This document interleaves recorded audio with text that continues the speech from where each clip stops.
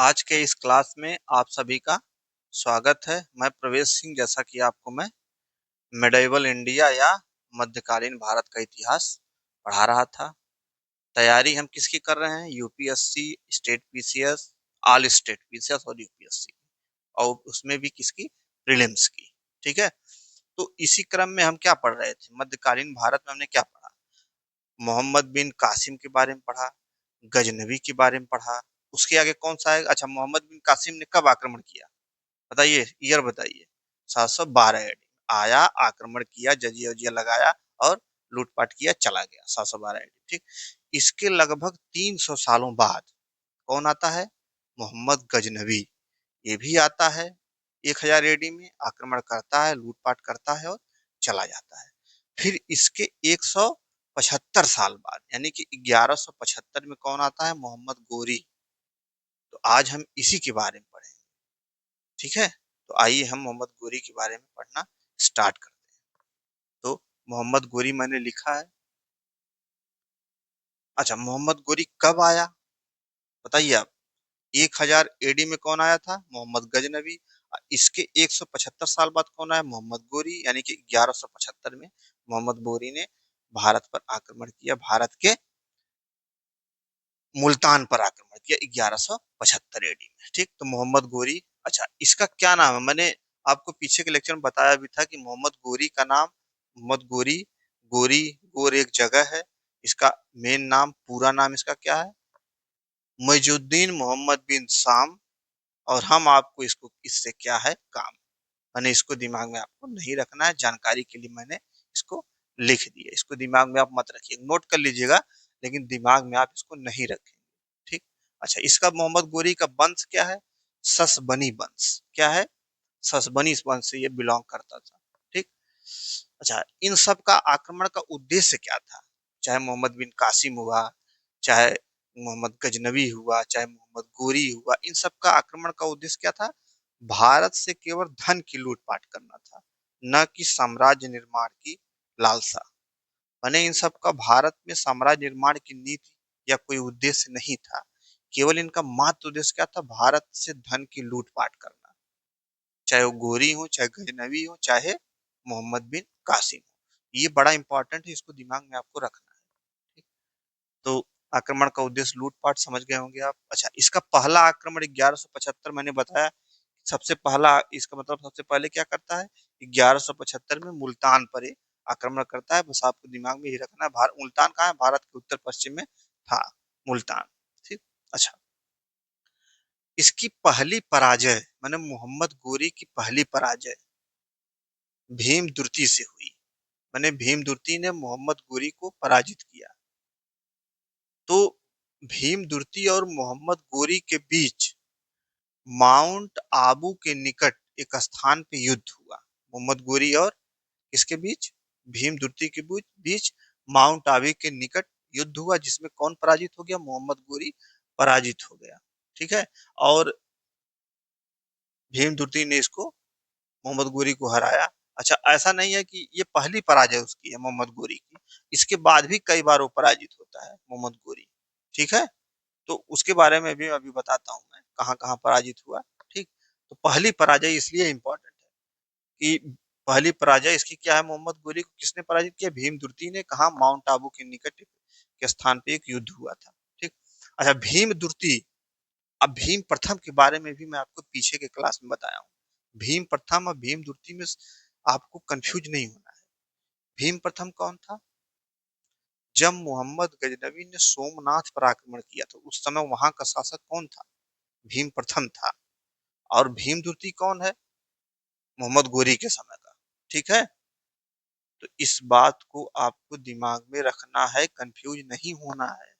ठीक है। अब आगे देखिए। अच्छा, इसमें देखिए तराइन का प्रथम, द्वितीय, चंदावर का युद्ध। अच्छा, इन सभी को मत देखिए, पहले इसको समझ लीजिए, इसके बाद ये सारी चीजें आपको समझ, युद्ध के बारे में, तराइन का युद्ध के बारे में। ठीक। तो मैंने ये बनाया है, अभी इसको मैं आपको समझा दूंगा तो ये याद हो जाएगा आपको, और ऐसे आप बना लेंगे इसको। ठीक। कैसे? 1191 में तराइन का प्रथम युद्ध होता है। किसके किसके बीच होता है? गोरी और चौहान के बीच। चौहान मतलब पृथ्वीराज चौहान। 1191 में तराइन का प्रथम युद्ध, तराइन फर्स्ट इन्वेजन, ठीक। गोरी और पृथ्वीराज चौहान के बीच। जीतता कौन है? पृथ्वीराज चौहान। पृथ्वीराज चौहान मोहम्मद गोरी को बहुत बुरी तरह हराता है, बहुत बुरी तरह। अब मोहम्मद गोरी भाग जाता है, इतनी बुरी तरह कि मोहम्मद गोरी को भागना पड़ जाता है, बहुत बुरी तरह हराता है। अब आप जान ही रहे हैं कि अगर कोई व्यक्ति हार गया तो क्या उसके दिमाग में आएगा कि अब मैं इससे बदला लूंगा, अब मैं इसको हराऊंगा, इससे बदला लूंगा। तो जब बदला लेना रहेगा तो क्या करेगा? जाएगा, तैयारी करेगा, बकायदे तलवार भाजी अपने सैनिकों को ट्रेंड करेगा, सबको ट्रेंड करेगा, स्वयं ट्रेंड होगा, बकायदे खूब तैयारी करेगा, खूब मेहनत करेगा, ठीक है। लेकिन इधर पृथ्वीराज चौहान क्या करते हैं? अपने ही एक सेनापति रहता है इनका जयचंद, उसी की पुत्री को लेकर ही भाग जाते हैं, फरार हो जाते हैं, ठीक है। इधर मोहम्मद गोरी बकायदे तैयारी वारी कर रहा है कि अब मैं बदला लूंगा, सब कुछ तैयारी, बकायदे तलवार भाजी अपने सैनिकों को ट्रेंड कर सब कुछ कर रहा है। और इधर पृथ्वीराज चौहान क्या रहा है? अपने ही सेनापति के पुत्री को लेकर फरार हो जाते हैं, ठीक। अब क्या होता है? 1191 के एक साल बाद, जस्ट एक साल बाद, माने 1192 प्लस वन मैंने लिखा, 1192 तराइन का द्वितीय युद्ध होता है। किसके किसके बीच? आपको पता है किसके किसके बीच होगा, लिखने की जरूरत नहीं है। गोरी और पृथ्वीराज चौहान के बीच, ठीक। इसमें आपको ये भी क्लियर है कि इसमें जीतेगा कौन? मोहम्मद गोरी जीतेगा। क्यों जीतेगा? जयचंद उसका, मोहम्मद गोरी का सहायता करता है। तो अब आप ये सोचिए कि कहा जाता है कि राजपूत राजपूत के ही नहीं हुए, राजपूत राजपूत के ही नहीं, राजपूतों में एकता नहीं थी। ये बताइए आप कि अगर कोई कोई राजपूत किसी राजपूत की बेटी को लेकर भाग जाएगा तो क्या होगा? समझिए आप, एकता रहेगी? वही हुआ। जयचंद को बेटी की संयोगिता, जयचंद की पुत्री का नाम क्या था? संयोगिता, उसी को लेकर ये भागे थे पृथ्वीराज चौहान। जयचंद गुस्से में था, वो साथ दिया पृथ्वी किसका? मोहम्मद गोरी का। जब मोहम्मद गोरी का साथ दिया तो पृथ्वीराज चौहान की बुरी पराजय हुई, ठीक है। तो वही बात है कि जब आप किसी को पुत्री को लेकर भाग जाएंगे तो आपका साथ देगा? कभी नहीं साथ देगा। तो राजपूतों में अब कुछ इतिहासकार हैं कि राजपूतों में आपस में एकता नहीं थी। अरे भाई कैसे एकता रहेगी? मेरी पुत्री को कोई लेकर भाग जाएगा तो मैं एकता बनाऊंगा कि अपनी पुत्री को देखूंगा? ये बताइए। तो इतिहासकार कहेंगे कि राजपूतों में आपस में एकता ही नहीं थी, छोटी छोटी बात पे राजपूत बड़ी बड़ी लड़ाइयां आपस में ही लड़ लेते थे, ये तमाम चीजें बोलते हैं, ठीक। तो 1191 में तराइन का प्रथम युद्ध, गोरी बीएस चौहान, चौहान जीतता है, बुरी तरह जीतता है। तब गोरी चला जाता है, भाग जाता है, फिर तैयारी करता है बकाले। एक आध साल बाद दूसरी युद्ध होता है जिसमें गोरी चौहान को बुरी पराजित करता है जयचंद की सहायता से। इतना तो आपको समझ में आ गया होगा। अब आइए देखिए, ये आक्रमणकारी जयचंद तो सोचे कि अब मुझे मिलेगा, लेकिन ये आक्रमणकारी किसी को होते हैं? देखिए, 1192 के जस्ट 2 साल बाद 1194 चंदावर का युद्ध होता है। उसमें गोरी और किसके किसके बीच होता है? गोरी और जयचंद के बीच। और गोरी जयचंद को पराजित करके युद्ध में ही मार डालता है, ठीक है। ये चंदावर का युद्ध है, गोरी जयचंद को पराजित करके युद्ध में मार डालता है। इसको एक बार फिर से देख लीजिए आप, 1191, 1192, 1194, ये अच्छा क्वेश्चन इसमें पूछे जाते हैं भाई, इसीलिए मैं सब बता रहा हूँ। किस वर्ष में युद्ध हुआ तराइन का ये भी पूछा जाता है, किनके किनके बीच हुआ ये भी पूछा जाता है, कौन जीता ये भी पूछा जाता है, इसलिए आपको दिमाग में रखना है। 1191 में तराइन का प्रथम युद्ध हुआ, गोरी वर्सेस पृथ्वीराज चौहान। चौहान जीत जाता है, गोरी बुरी तरह पराजित होते भाग जाते हैं। इसके बाद उधर जाते हैं, बकायदे तैयारी वारी एक आध साल करते हैं, तलवार भाजी तमाम चीजें करते हैं, फिर मूड बना के आते हैं कि मैं इससे बदला लूंगा। तो 1192 में जल्दी ही लौट आते हैं, 1192 में आ जाते हैं। तराइन का द्वितीय युद्ध होता है। किसके किस किस बीच होगा आप जान ही रहे हैं। गोरी गोरी वीरस चौहान, उधर गोरी बकायदे अपनी तैयारी कर, इधर चौहान अपनी ही सैनिक, अपने ही जो सेनापति उसी की पुत्री को लेकर फरार हो जाते हैं। सैनिक नाराज हो जाता है, इधर सैनिक नाराज हो गया, उधर गोरी अपना खुद तैयारी किया है। सैनिक जो जो सेनापति था इनका जाके गोरी से मिल जाता है, फिर युद्ध होता है, गोरी चौहान को पराजित कर देता है। अच्छा, यहाँ पे एक चीज और है कि पृथ्वीराज चौहान के बारे में पराजित कर दिया गोरी ने, तो कई बातें कही जाती हैं कि इनको ले गया, राख पे पट्टी बांधा, तो उन्होंने शब्द वेदी बाण चलाया। ये तमाम चीज, तमाम कहानियां हैं। इन कहानियों के चक्कर में आपको नहीं पड़ना है। हालांकि इसमें कुछ सही भी है, कुछ मिलते भी हैं, लेकिन हिस्टोरिकली वेरीफाइड नहीं है। तो जो चीज है हिस्टोरिकली वेरीफाइड नहीं, उससे क्वेश्चन नहीं पूछे जाते। ठीक, तो इन कहानियों के चक्कर में मत पड़िएगा। ठीक है, मैं ये बात कई बार बता चुका हूँ। इम्पोर्टेंस ये है, कहानी नहीं है कि संयोगिता को लेकर फरार हो गए तो फिर क्या हुआ, फिर क्या हुआ, ये नहीं। तराइन का द्वितीय युद्ध, गोरी वर्सेस चौहान, जयचंद की सहायता से गोरी जीत लेता है। अब ये आक्रमणकारी किसी को होते नहीं है, तो ऐसे हुआ। 1194 में चंदावर का युद्ध होता है, गोरी वर्सेस जयचंद के बीच। जयचंद को पराजित करके मार डालता है गोरी। ठीक, तो ये हो गया युद्ध के बारे में। अब देखिए यहाँ पे, अच्छा राजपूतों के, अब इसमें देखिए तराइन का प्रथम युद्ध, द्वितीय युद्ध, चंदावर का युद्ध, ये तो आपको समझ में आ गया। यहाँ पे लिखा है राजपूतों के पराजय के कारण। तो राजपूतों के पराजय के कारणों को कई इतिहासकारों ने कई चीजें बताई।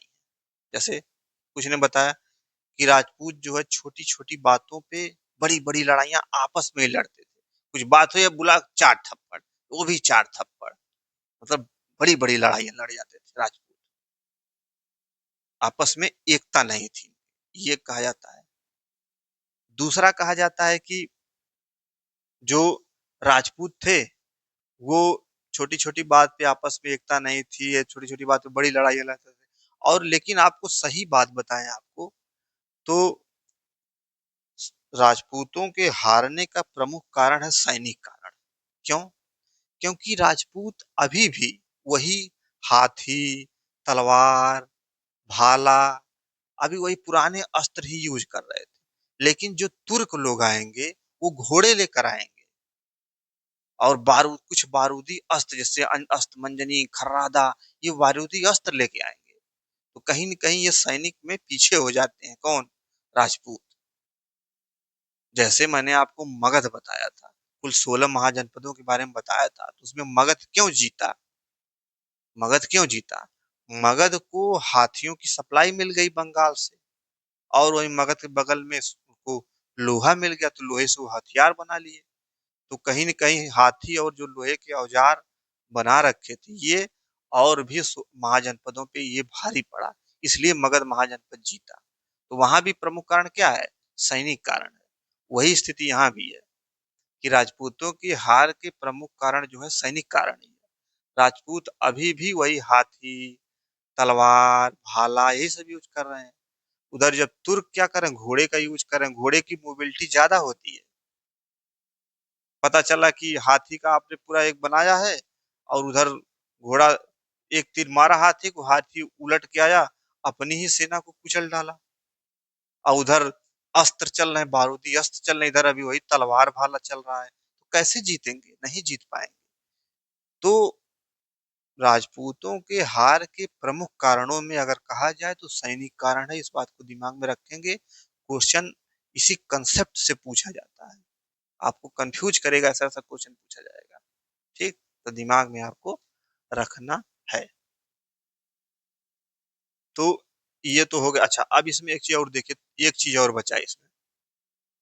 सिक्कों पर लक्ष्मी देवी की आकृति, सिक्कों पर लक्ष्मी देवी की आकृति।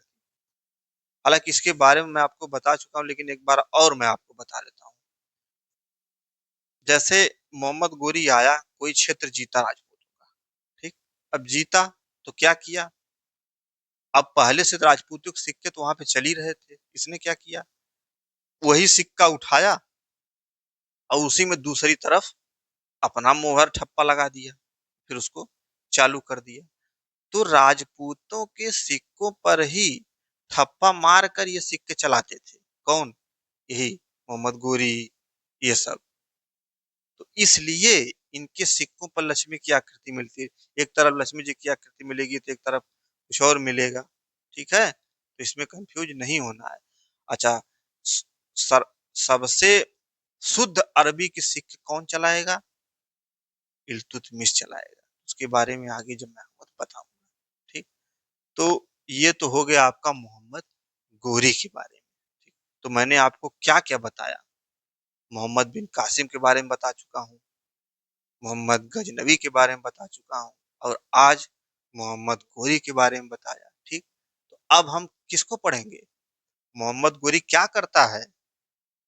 मोहम्मद गोरी क्या करता है लौटते वक्त? लौटते वक्त जो जीते हुए क्षेत्र थे उनको अपने दासों को सौंप जाता है, और उसी में से एक दास होता है कुतुबुद्दीन ऐबक, जिसने क्या की दास वंश या दिल्ली सल्तनत की नींव रखी।